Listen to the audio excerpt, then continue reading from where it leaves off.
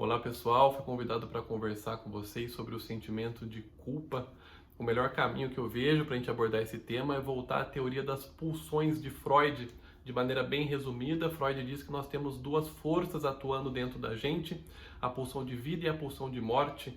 Essas forças elas ficam atuantes durante toda a nossa vida, em todos os nossos momentos vividos, até nos momentos de maior felicidade, por exemplo, quando alguém ganha na Mega Sena.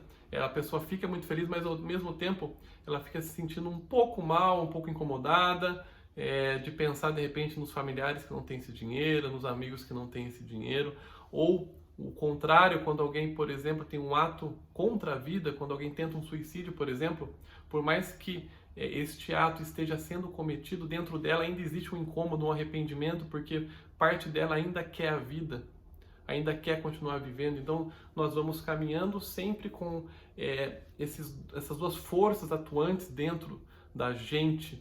A culpa, ela é um sentimento que tem a ver com a pulsão de morte, que tem a ver com o sentimento de masoquismo, que tem a ver com essa força que nos impede da felicidade, que dificulta os nossos momentos felizes. Freud tem um texto de 1916 que se chama Criminosos em Consequência de um Sentimento de Culpa. É um texto curto, as obras de Freud elas são públicas, quem tiver curiosidade de ler. Neste texto ele diz que ele percebe em alguns pacientes que ele chama de distintos, pacientes estáveis, pacientes que, mesmo sendo estáveis, o que ele chama de distintos, cometiam pequenos atos de infração, pequenas quebras de lei, que ele não entendia o porquê daquilo. Seria, por exemplo, fazendo um exemplo que tem a ver com a nossa realidade, imagina alguém que pegue o carro e leve uma multa, né? Então ele sabe que a velocidade é 60 por hora, ele vai lá, passou em 80 e leva essa multa, e aí fica o quê? Se sentindo culpado pela multa. E aí esse paciente chega na terapia e fala, pô, mas eu levei uma multa, eu levei uma multa, eu levei uma multa. Aí Freud começou a ficar intrigado com isso. Mas por que a pessoa faz o ato que depois vai gerar nela mesma um sentimento de culpa? E o que Freud começou a perceber é que, na verdade, o problema era anterior. Então, existia um sentimento de culpa primário, algo bem primitivo, em que a pessoa não conseguia nomear, não conseguia acessar, porque estava no inconsciente. E esse incômodo ficava muito forte na pessoa, e quando ela tinha uma atitude, uma infração, ela conseguia direcionar esse incômodo para um local. Então ela falava assim, estou mal pela multa que eu tomei, estou mal por esse ato que eu fiz. E isso doía menos do que esse sentimento, essa angústia que não é nomeada.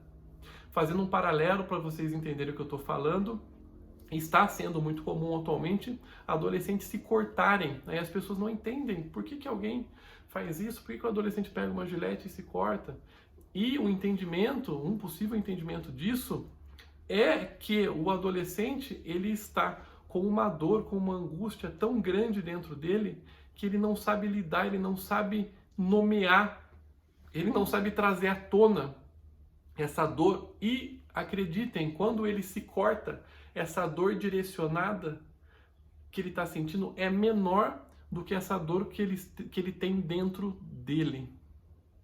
Então, quando a gente fala de culpa, a gente está falando de um sentimento que impede a nossa felicidade. É como se existisse uma balança, é como se a pessoa tivesse um arrependimento. Então ela cometeu, dentro da concepção dela, um ato em que ela se arrepende daquilo, e existe um mecanismo compensatório. Então é como se fosse uma balança. E como eu cometi algo de ruim na minha concepção, eu preciso me punir aqui. E essa punição ela pode vir através de eu gerar dor em mim mesmo, ou eu me privar de prazer. Então, o prazer que eu sentiria, eu não me permito sentir, porque eu acho que eu preciso compensar esse ato que eu tenho, que eu me sinto culpado.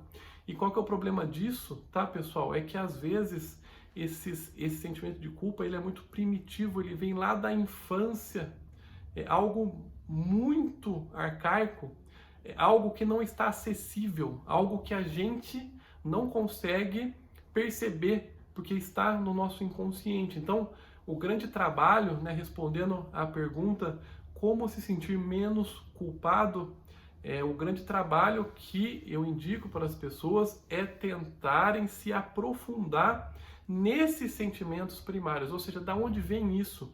E às vezes isso vem de algo muito primitivo, de algo lá da infância, de algo, para vocês terem uma noção do nível que eu estou falando, tá?